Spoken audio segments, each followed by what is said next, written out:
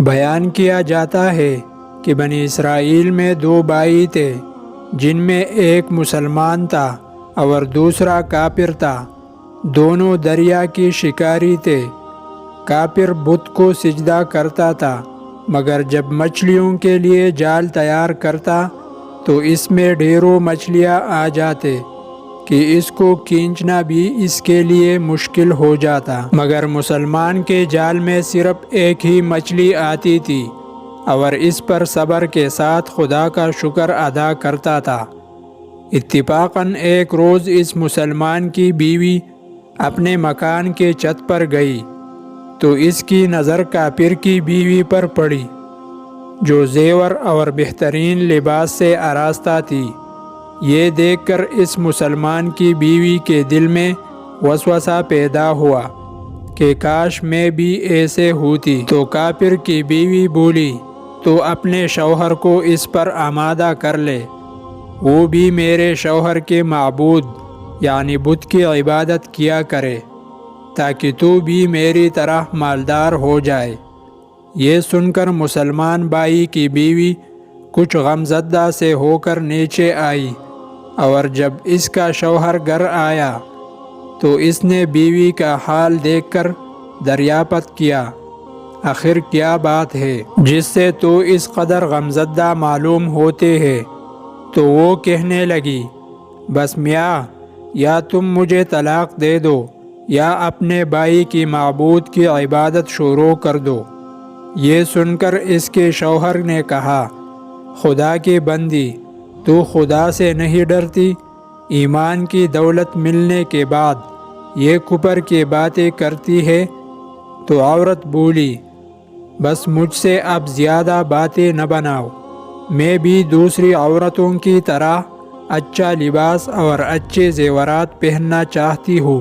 جب اس مرد مومن نے دیکھا کہ یہ عورت ضد پر اتر آئی ہے اور اس کا اصرار حد سے بڑھ چکا ہے، تو اس نے عورت کو تسلی دی، کہا، اچھا گھبرانے کی ضرورت نہیں ہے، میں کل سے کاریگروں اور مزدوروں میں جا کر محنت کر کے تجھے روزانہ 2 درہم دیتا رہوں گا، تو اس سے اپنی حالات درست کر لینا۔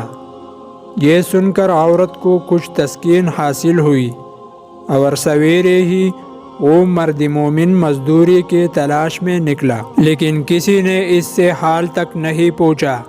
یہ دیکھ کر وہ دریا کے کنارے پہنچا اور شام تک اللہ کی عبادت میں مصروف رہ کر رات کو جب گھر آیا تو بیوی نے دریافت کیا، آج تم کہاں تھے؟ وہ کہنے لگا، میں بادشاہ کی خدمت میں مصروف تھا، اس نے مجھ سے 30 دن کا کام کرنے کی شرط کی ہے۔ عورت نے کہا کہ آخر وہ بادشاہ تم کو کیا دے گا؟ تو اس نے جواب دیا کہ میرا بادشاہ بڑا کریم ہے اور اس کے خزانے مال و دولت سے بھری ہوئی ہے، وہ مجھے وہ دے گا جو میں چاہوں گا۔ چنانچہ اسی طرح برابر وہ اپنے معبود برحق کی عبادت میں مصروف رہا، اور 30ویں رات ہوئی تو بیوی نے کہا، سنو میاں، اگر کل تم نے مجھے مزدوری لا کر نہ دی تو تم مجھے لازمی طلاق دے دینا۔ یہ سن کر اس کو اس قدر پریشانی لاحق ہوئی، اور 30ویں صبح کو اس نے ایک یہودی سے کہا، کیا تم مجھے مزدوری پر لگا لو گے؟ یہ سن کر یہودی کہنے لگا کہ ہاں، تم کو مزدوری تو مل جائیں گی، لیکن شرط یہ ہے کہ میرے پاس تمہارے کھانے پینے کا کوئی انتظام نہ ہوگا۔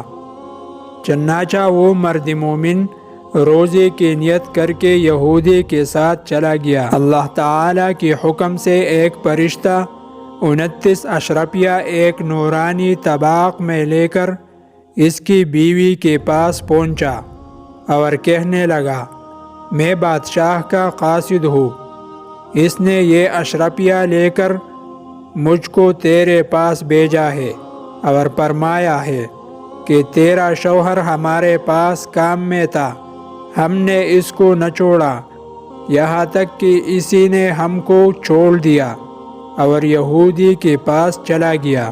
اگر وہ ہمارا کام کرتا تو ہم اس کو اور زیادہ اجرت دیتے، بس یہ ایک اشرفی کی کمی اسی وجہ سے ہے۔ چنانچہ وہ عورت ان اشرفیوں میں سے ایک اشرفی لے کر بازار گئی۔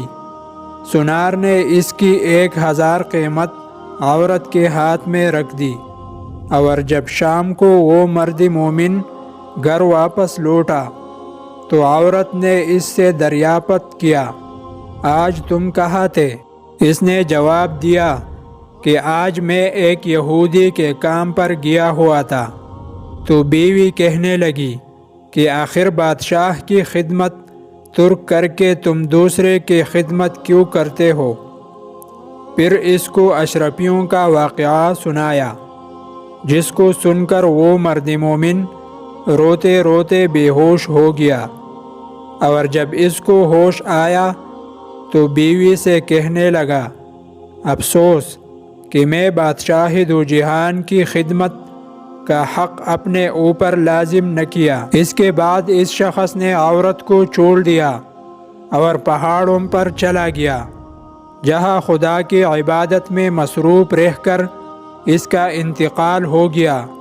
اللہ تعالی اس پر اپنا رحم فرمائے، آمین۔